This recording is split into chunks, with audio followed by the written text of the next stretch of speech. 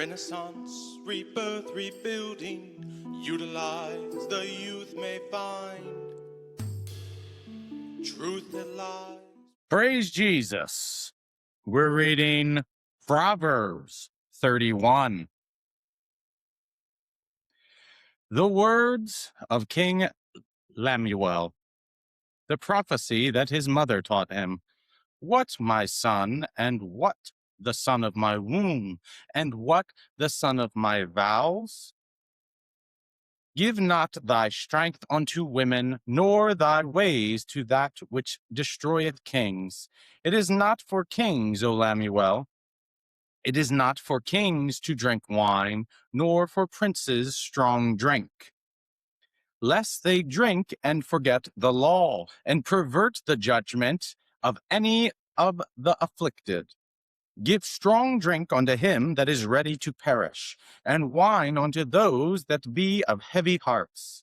Let him drink and forget his poverty, and remember his misery no more. Open thy mouth for the dumb in the cause of all such as are appointed to destruction. Open thy mouth, judge righteously, and plead the cause of the poor and needy. Who can find a virtuous woman? For her price is far above rubies. The heart of her husband doth safely trust in her, so that he shall have no need of spoil. She will do him good and not evil all the days of her life. She seeketh wool and flax, and worketh willingly with her hands. She is like the merchant's ship. She bringeth her food from afar. She ariseth also while it is yet night, and giveth meat to her household, and a portion to her maidens. She considereth a field, and buyeth it. With the fruit of her hands she planted a vineyard.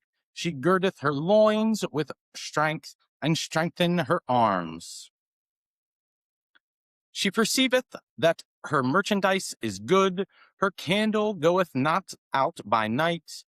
She layeth her hands to the spindle, and her hands hold the distaff. She stretcheth out her hand to the poor, yea, she reacheth forth her hands to the needy. She is not afraid of the snow for her household, for all her household are clothed with scarlet. She maketh herself coverings of tapestry. Her clothing is silk and purple. Her husband is known in the gates, when he sitteth among the elders of the land. She maketh fine linen, and selleth it, and delivereth girdles unto the merchant. Strength and honor are her clothing, and she shall rejoice in time to come.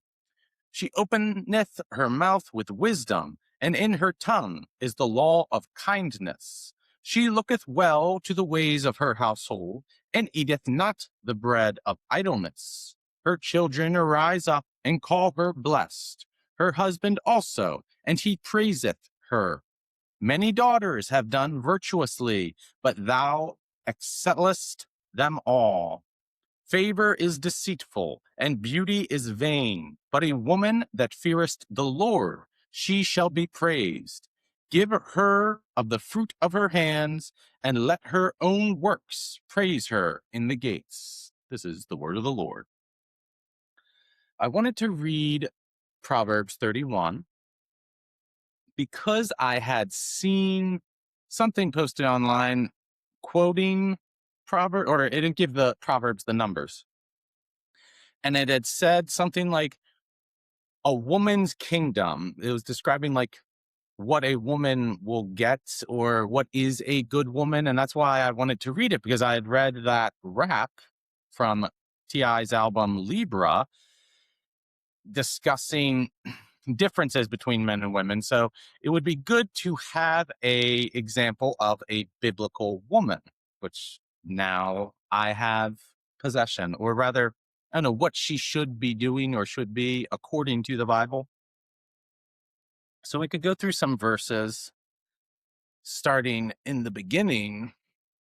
I mean, I don't know Proverbs very well. I only know what I have read on Wrecking and Rapping. I mean, that's not entirely true, but I'm not doing anything beyond myself. Starting at the beginning of verse 1, it's talking to a King Lemuel. Maybe Proverbs would explain who that is thoroughly.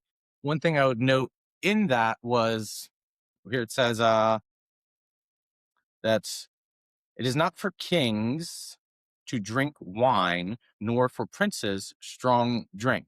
And so why is that? They're not allowed to celebrate? Well, the next verse 5 says, lest they drink. So if they drink, they will forget the law and pervert the judgment of any of the afflicted. So in their drunkenness, they might abuse their power. That would be the danger of kings and princes having strong drink.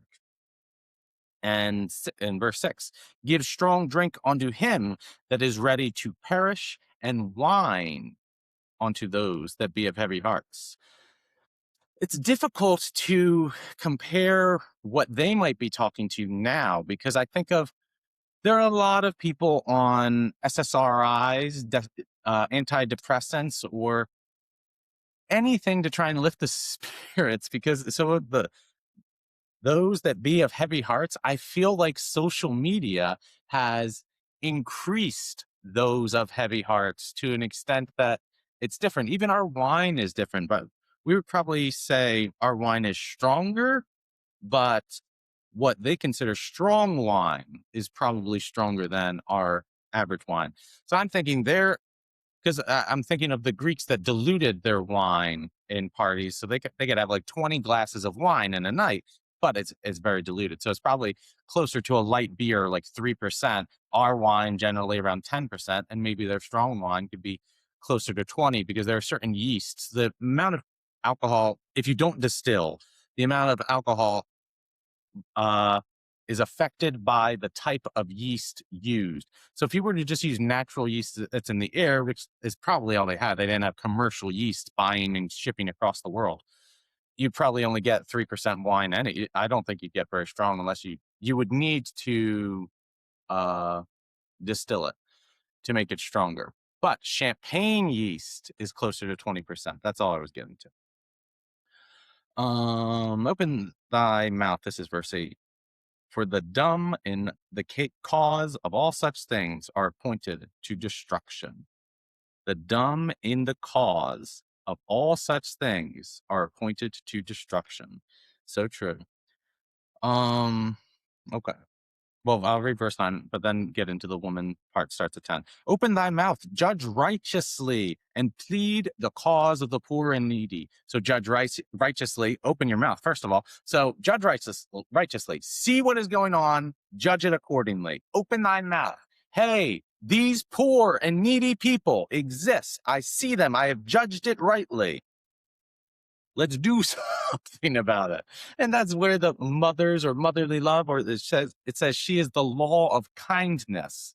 That is what mothers can do that men cannot. I cannot provide the kindness that a needy soul needs. I provide the harsh reality that men need to become stronger and conquer their enemies.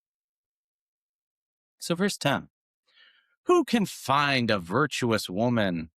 For her price is far above rubies, saying that a good woman is more valuable than anything you will find on earth. Verse 11, the heart of her husband doth safely trust her, so that she shall have no need of spoil. Her husband trusts her. All right, yes, skip forward. So she seeketh wool and flax, and work willingly with her hand. Works willingly. That is what all of us should be doing. Idle hands are devil's playthings. So, and flax, and that's talking about that would be a popular food. We don't really eat flax anymore, but you can get the seed, you can eat it, you can get the oil from it, and you can use the fiber as a fibrous material to make clothing. So she works willingly with her hands. Verse 14, that she is like the merchants. She bringeth food from afar.